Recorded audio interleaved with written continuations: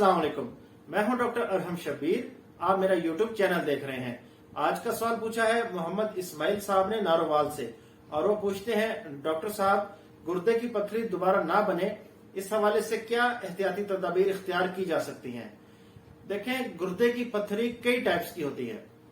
मोटी मोटी 5 major types हैं।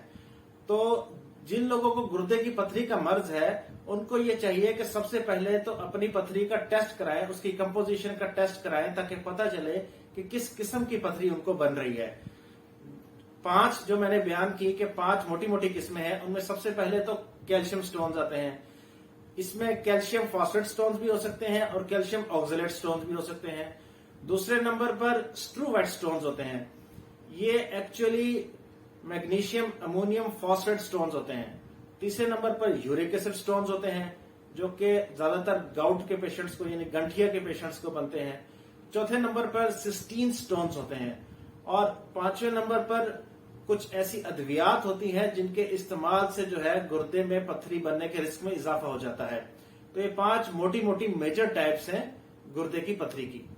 तो अगर प्रॉब्लम को पहचान कर उसको एड्रेस किया जाएगा तो ज्यादा फायदा होगा। तो सबसे पहले जिन लोगों को कैल्शियम ऑक्सलेट की पथरी का मसला है, तो पहले नंबर पे तो उनको चाहिए कि वो विटामिन सी का कम इस्तेमाल करें। विटामिन सी जिस्म के अंदर जाकर कुछ न कुछ ऑक्सलेट में तब्दील हो जाता है। दूसरे नंबर पर उनको चाहिए कि सोडियम का कम इस्तेमाल करें। सोडियम आमतौर पर नमक में पाया जाता है। सोडियम के ज्यादा इस्तेमाल से कैल्शियम यूरिन में ज्यादा एक्सक्रीट होता है, और कैल्शियम का अगर यूरिन में ज्यादा अखराज होगा तो कैल्शियम ऑक्सलेट की पथरी बनने के चांसेस बढ़ जाते हैं, रिस्क में इजाफा हो जाता है। इसके अलावा ऐसे लोगों को चाहिए कि एनिमल प्रोटीन्स का कम से कम इस्तेमाल करें, क्योंकि एनिमल प्रोटीन्स यूरिन को एसिडिक कर देती है और सिट्रेट के लेवल्स को कम करती है। इसके बिलमुकाबिल फल और सब्जियों का इस्तेमाल ज्यादा करना चाहिए, क्योंकि एक तो उनमें पोटाशियम होता है, दूसरा वो एसिडिटी को भी कम करते हैं, यूरिन की एसिडिटी को कम करते हैं। मार्केट में ऐसे सिरप्स और प्रोडक्ट्स अवेलेबल हैं जो यूरिन अल्कलाइजर कहलाते हैं। यानी बिल्कुल सादा अल्फाज में अगर मैं बयान करूं तो वो पेशाब की तेजाबियत में कमी लाती हैं और इनमें सिट्रेट पाया जाता है। तो ऐसे प्रोडक्ट्स का इस्तेमाल भी किया जा सकता है। ये यूरिन अल्कलाइजर कैल्शियम ऑक्सलेट की अगर किसी को पथरी है या यूरिक एसिड की पथरी है, दोनों में फायदेमंद है। जैसा कि मैंने अर्ज किया, प्रॉब्लम को पहचान कर एड्रेस करने की जरूरत है।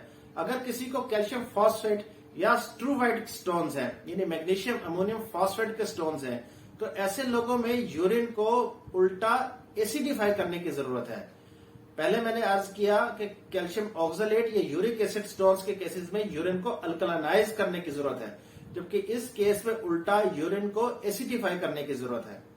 यूरिक एसिड स्टोन्स के लिए खास तौर पर बॉडी में यूरिक एसिड की मिकदार को कम करना भी जरूरी है। इसके लिए मार्केट में बहुत सारी अद्वियात अवेलेबल हैं, उनका रेगुलर इस्तेमाल किया जा सकता है, जिससे बॉडी में यूरिक एसिड के लेवल्स को कम किया जा सकता है। और जहां तक बात है सिस्टीन स्टोन्स की, तो सिस्टीन स्टोन्स के लिए भी सोडियम और एनिमल प्रोटीन्स का इस्तेमाल कम से कम रिकमेंडेड है।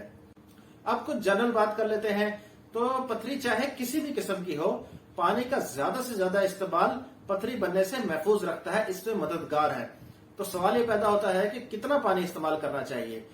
तो इसका सादा सा पैमाना यह है कि रोजाना कम से कम 2 लीटर यूरिन का इखराज होना जरूरी है।